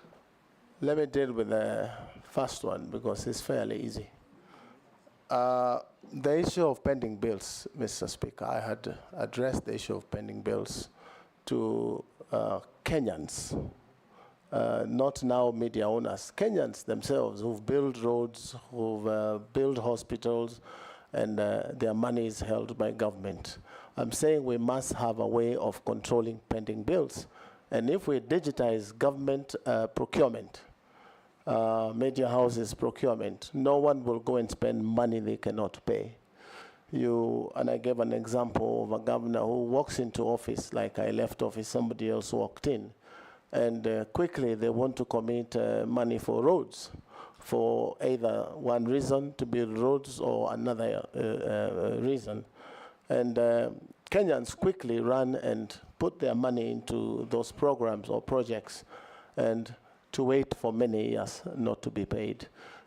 There must be a way we can legislate on the issue of committing funds that you do not have. But if I am confirmed. Well, there is already a legislation. The PFM Act says it's a criminal offense to procure goods or services in a public entity without an attendant budget. I am guided, Mr. Speaker, but you will see pending bills of some counties. For example, not even media houses. A county has a pending bill list of 7 billion, but their budget for development for 1 year is 1.1 billion. So really out there are many criminals that need to be brought to book. Very many criminals, including government itself. When you procure services of a media house and you do not pay, again, it touches on the same thing, procurement. And you will understand, Mr. Speaker, that there used to be something called e-procurement, which doesn't work.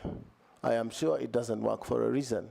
Because if e-procurement works and if IFMIS works, and the controller of budget is in between, you would never be able to commit money to projects for as long as those systems are working.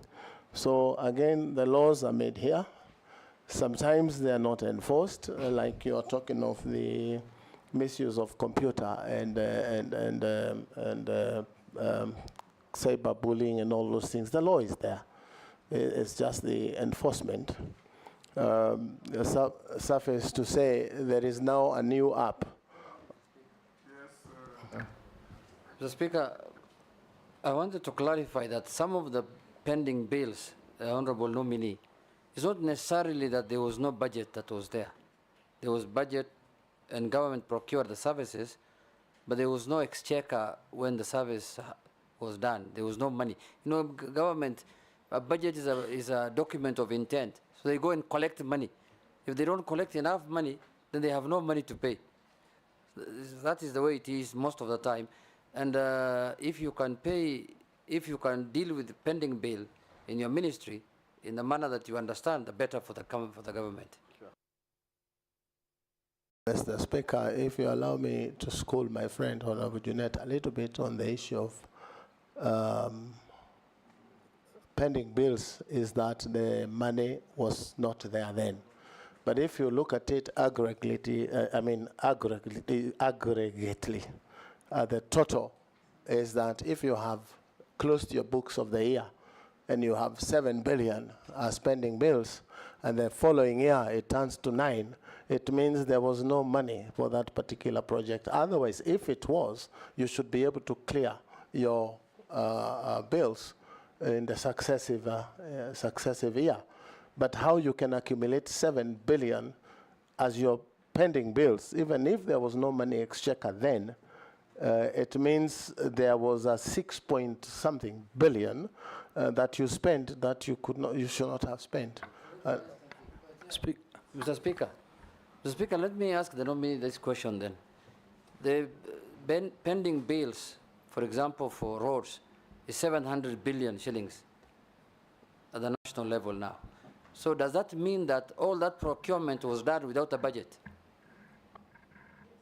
The simple answer, Mheshimiwa, is as the Speaker says, the PMF Act stipulates how you spend government money. Speaker. So, Dawood, what is it? Can he respond to that first? Yeah, it's regarding the pending bills he's speaking about. I want to ask him, because he was the governor of Kiambu, when he left, what amount of pending bill did he leave behind for his successor? Mr. Speaker, that is an easier one. It was about 300 million, and these were projects running between my the second last year of the term, and we would have been able to pay those pending bills in the following year. But today, I hear it stands to 6-point-something billion. I would not say why. Can you respond quickly? We're running out of time. Go to Mule's question.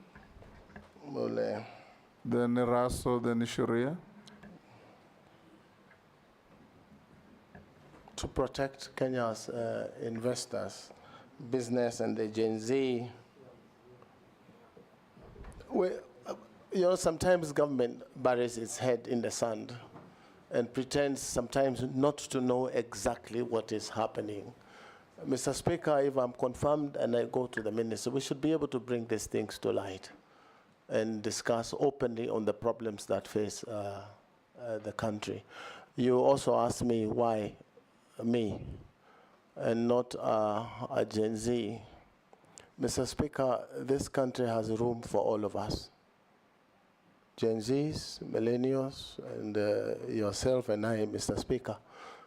So that you didn't appoint yourself, so no, you don't have to belabor that. Thank you, Mr. Speaker, for go on and answer the question. Your guidance. Yes, I think I have answered Mr. Mule's questions. Point of order, Mr. Speaker, and I'm sorry to call for a point of order. Who is that? Myself. Yes, Mule.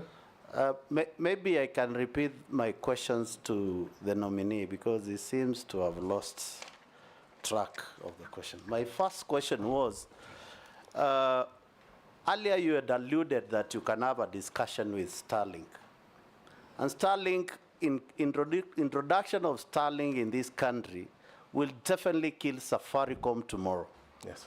And therefore, the government will lose the revenue they have been collecting from Safaricom and also the investment they have done on the fiber cable. Right. My question is, how will you protect foreign investors not to come and kill Kenyan's company on the expense of what they intend to do in the country, despite that there are satellite on the river? There is massive investment of fiber cable in this country. Question number 2, we are talking about Vision 2030. The emphasis is that the development of knowledge-based economy, highlighting the emphasis of ICT integration in education to enhance productivity and efficiency within the country. How will you use the office, if approved, to make sure that ICT become a key pillar in education sector in this country, to make sure that we don't have this issue we are facing whereby we cannot leverage on what comes out of the school and take advantage of the concert city as it was envisaged by the Vision 2030. Thank you. Thank you, Mr. Speaker. Honorable Mole, the issue of Starlink that I referred to when I think I was answering Honorable Koichi's question was in as far as we don't have fiber optic and we don't have masts in places like, for lack of a better example, Garissa or one of those places. And masts of aerial masts of Starlink are available. And as we speak now, today, Kenyans are using Starlink. I am told by CA, the regulator, that they are in talks with Starlink on conditions that they've been given to work in Kenya. And I'm sure those conditions will surface in the matter that you raise. It's also important to understand that most of the investors in this field are also foreign, and they are private businesses.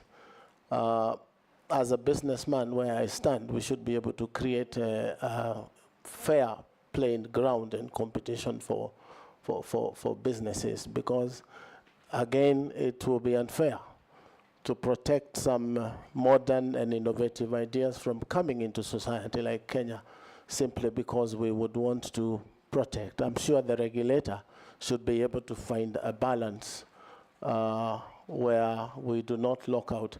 I will tell you that from where I sit, I know that Starlink has given a lot of work in Nairobi in terms of connectivity until they do not have the frequency anymore. But Kenyans, as innovative as they are, they're able to go to Meru, buy a Starlink dish and activate it in Meru and bring it back to Nairobi. One is the speeds that Kenyans are talking about, because you will get speeds of up to 200 Mbps on a 2,800 fee, and that is what Kenyans want, value for money. So we should be able to strike a balance on those things. Education, part of it. I'm sure that if I am confirmed, we should be able to set out a curriculum that will be used in TVETs, used in the constituency hubs and in the ward hubs as training centers for Kenyans to acquire the necessary skill as one of the pillars in the master plan for ICT and digital economy, and then use the young innovators, the young Gen Zs and others, to be able to start their own small hubs where every corner of the country a Gen Z will be involved in digital enterprise for their own good. So that's my take. There was a question from Shuria about the CA tax compliance. I'm not sure exactly what that was. If I can get yeah?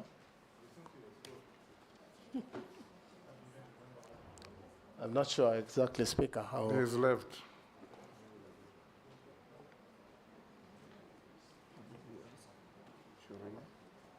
Go to the next by Yes, there was Russell. a question by, I think, Mheshimiwa from SACCO. Problem of cyberbullying and attacks, especially the threat on the 20,000 services on e-citizen. Again, Mr. Speaker, this is the issue of control and regulations of what so that we can create firewalls and things like that that stop interference and hacking of government services. And it has happened in the first world, and we should be able to do that ourselves here in Kenya. So we should be on the forefront in making sure that these services are free from interference from hackers, attackers, and bullies. Rahab, you'll pass. Mishi? Thank you, Honorable Chairman. Honorable Chairman, much of the vital questions have already been asked, but I'll just ask a few of them. My first question is on the internet outage by service providers, which often disrupt businesses, education, and access to critical services, leading to significant consumer losses. If approved, what policies or regulations will you implement to ensure internet service provider compensate users for prolonged outages? Furthermore, how will your ministry enforce service level agreements to guarantee reliability and accountability from providers? My second question, our constitution envisage right to information, and as Parliamentary Service Commission, being one of the commissioners, we have a dream of ensuring that Kenyans can follow live proceeding in our parliament, both the houses, that both in the chamber and also in our committee meeting. We have tried, but we have limited resources. Do you think there is a room for collaboration between your ministry and Parliamentary Service Commission to ensure that we actualize this dream? And my last question is to appreciate and consider the recent completion of the Mombasa to Malaba fiber project aimed at enhancing connectivity. My question will be, what specific programs are you going to put in place to ensure that the local communities can benefit, and in particular, the youth within those counties where we have that project of Mombasa Malaba fiber project, to ensure at least we have like digital literacy and access on online opportunities? Thank you, Honorable Chairman. Yes, Nominee. Thank you, Chair. On the issue of internet outage, again, this is a big problem in the country, and every time you call these providers, they have stories that they are not aware. So we probably may need to do some regulations that and ask every provider to be able to monitor outage. But it's tricky because you will find, Mr. Speaker, we have some providers who have capacity of 1 gig in a certain area, but they have acquired or given internet to double that capacity, meaning every other time half of the places will not be working. And this is something the regulator should be able to take up quickly and make sure that we have consistent, stable internet for business.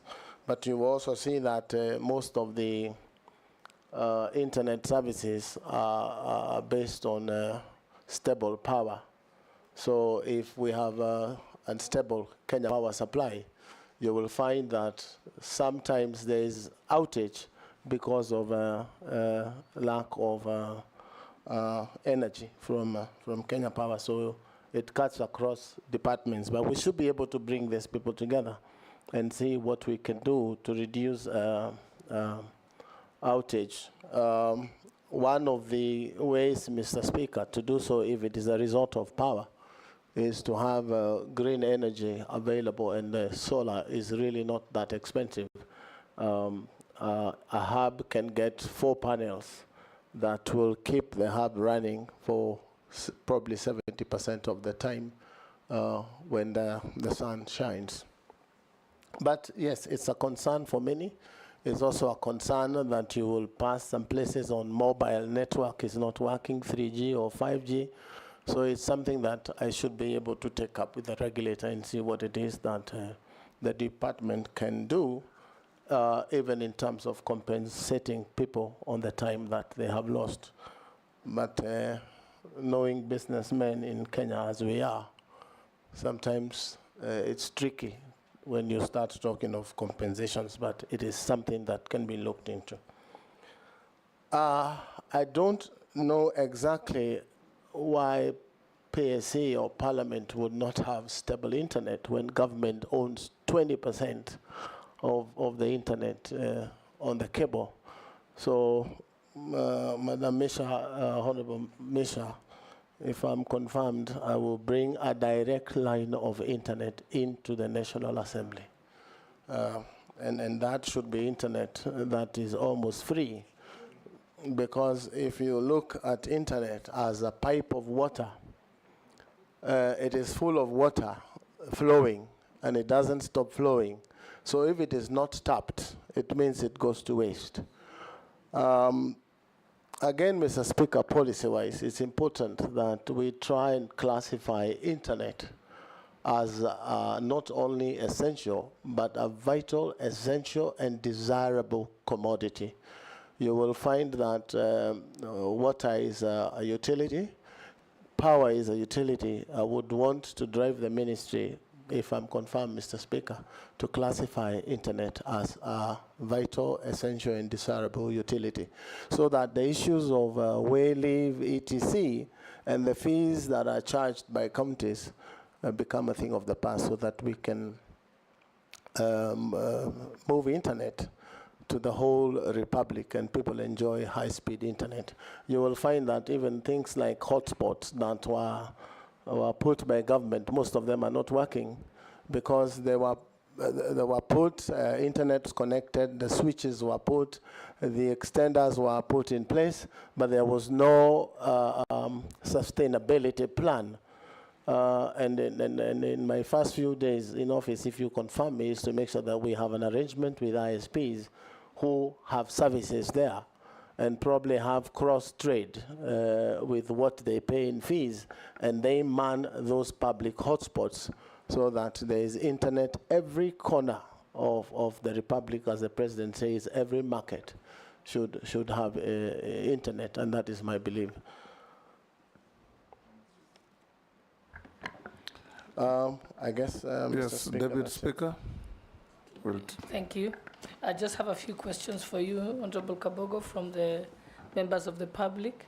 One person has asked, how will you balance the need for regulation within the digital economy to ensure innovation and competition while protecting consumer rights and preventing monopolistic practices by major tech players?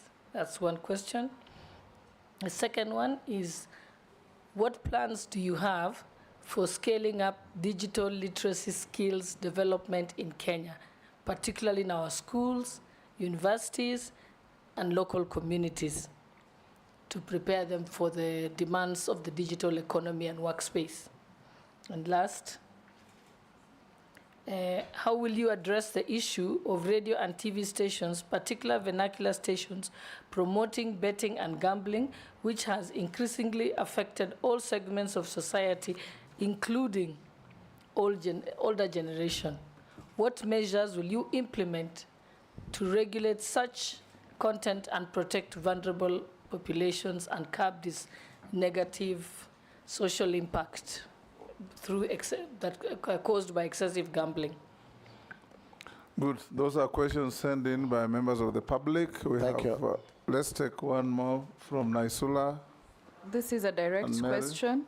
If approved for appointment, what 5 key deliverables can the youth of Kenya expect to see from your office in the short and medium term? Mary Masse, you have a question from a member of the public? Yes, from the member of the public. Is saying, digital services require public trust. How would the CS nominee maintain ethical standards in the use of technology, especially in projects that involve surveillance or data collection? And then the second one is, ICT projects have historically faced challenges related to corruption and mismanagement.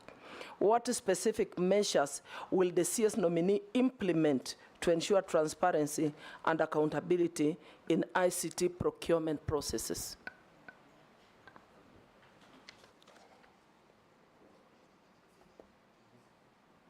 Yes, the first one was on the balancing of digital economy regulations and monopoly. As I said earlier, Mheshimiwa Deputy Speaker, we have to balance and create regulations that look on both sides of the device, but bringing all stakeholders together and discussing these issues sometimes is the easier route so that people understand the parameters. Again, we may have laws, but they are not followed. I'm sure even in bullying, CA has come up with an app that helps you report these things, but not many people know about it. So engagement with public and stakeholders would help us come up with regulations on how to control that monopoly. Plans on how to scale digital skills. We have said we develop curriculums on TVETs in secondary schools and all these things, which we will work together with the Ministry of Education to make sure that this very vital tool is available to Kenyans through secondary TVET and even primary schools. And as it is the plan to connect all institutions of learning with high-speed internet, which is again available on the fiber optic cable. That will enhance learning. We can also involve the young that are educated, very many of them in the streets, as ICT ambassadors in constituencies who may be employed by the ministry to run these programs even online, so that it's not confined only to institutions. And that is my thinking. Betting, Mr. Speaker, it is a very serious problem. Where you find, without risking naming radio stations, you will find a young man holds a knife to the mother in the morning and asks for 100 shillings. And if you don't give, nitakuduka. And this is betting. I am sure there must be a way of controlling betting in Kenya. It is a big problem. One may not understand because it looks like 100 shillings in betting, which is neither here nor there. But if you listen to what these radio stations say, they have 1 million people early morning putting 100 shillings and hoping to earn 100,000 shillings. If my mathematics are right, Mr. Speaker, that is 100 million shillings in that first hour of the day on one radio station. And what is paid back in total is about 10 million shillings. So we have people making Kenyans poorer every day, and Kenyans have hope in making 10,000. But they don't understand that 100 million shillings has been collected. So this is a thing that cuts across security, ICT, and the freedom of radio broadcasting, etc., that the government needs to come together and stop. We have governments out there that have stopped gambling completely, at the risk of getting in trouble with these cartels because they are there. We need to do something, and urgently so, to control. What will you do? You know, I will call the ministry in charge of security, and this is a security concern. I should be able to move even in cabinet and say, do we think we need to deal with gambling? Because in my view, this is what is happening. It requires a concerted effort of government, Mr. Speaker, my belief. Single-handedly, I will not be able to handle. We have to do this together. Again, talk to members of the public.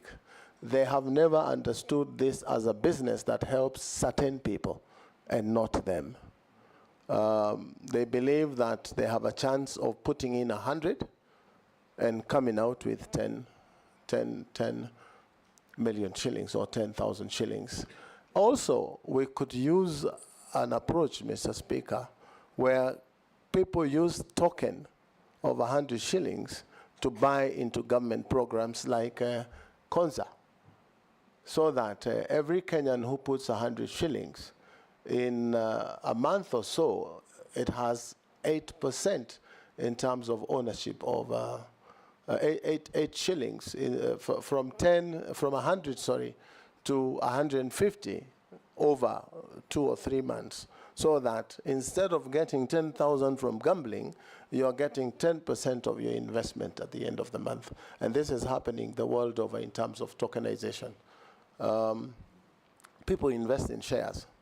So if we can encourage Kenyans to invest in shares of places like Konza City, you will find that they are putting the gambling money into useful savings in the future. But this is also a culture that, Mr. Speaker, has really grown in Kenya. The gambling culture is a menace, just to say the least. Honorable, I should ask for deliverables for the youth.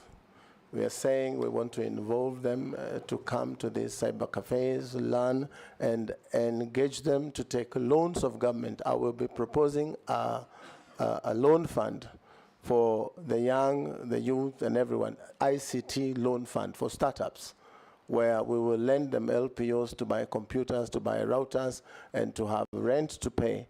This will move the 1450 burden of building a class in a ward, as opposed to building. They will get rentals, get skills from government, a planned curriculum skill for them, and then we will win them out to be on their own and make money on their own, because the digital platform right now, I'm told, is contributing about 10% of our GDP. It should be moving to 50%, because that's where the world is. Again, if we can deal with the exploitations that the Honorable Ichongwa talked about, where people find digital jobs can be done, HBOs in Kenya, very cheaply. If we regulate that and make them get a good share of their contents, you will see content creators right now are crying that music played on radios, etc., that money never gets to them. We should be able to quickly deal with that so that they get a good share of the YouTube runs that their content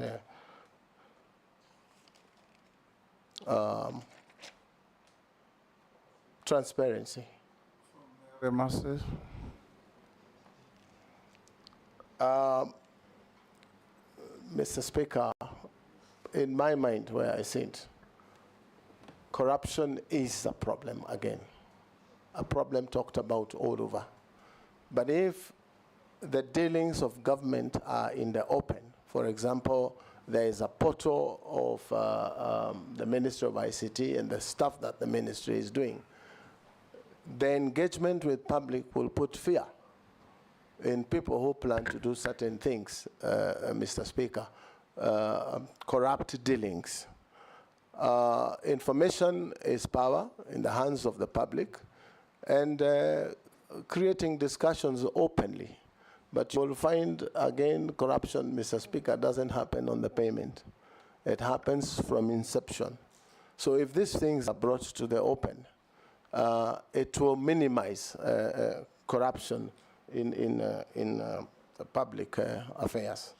So as a ministry, if I'm confirmed, I should be able to say, I will make sure in the next 6 months, if I'm confirmed, Mr. Speaker, that the Ministry of ICT and Digital Economy is completely digital, and hoping that other ministries, because we now have officers, I'm told, Ministry of ICT directors in every ministry, we should be able to get Kenya government services digital completely.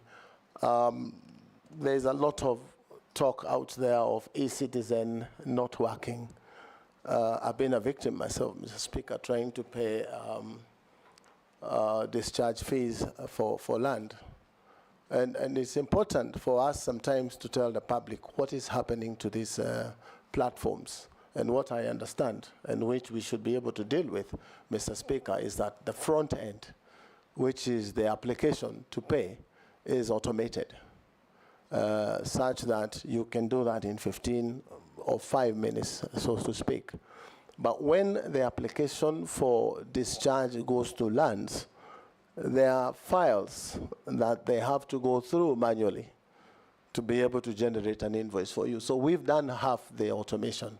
So we should be able to tell Kenyans how progressively we are doing in terms of automating end to end. And I'm sure that can be sectionalized in every ministry that is giving government services. But getting 20,000 services today is not a simple thing. So I'm thinking if we all buy into the idea of making Kenya a digital country in terms of government services, it will be easy for everyone. Even for members of parliament, where they want to know exactly what is happening in every ministry, and those portals are available for read only. You should be able to know from the ministry, even as opposed to you asking a question from a minister, you should be able to know exactly what is happening in the Ministry of Sports in terms of their development programs. So, Mr. Speaker, it's a journey that is worth taking, and we are equal to the task as government service providers. Mr. Speaker. Mr. Speaker. Yes. Probably just correct, Standard Media have put out that he said 1912 is when he started using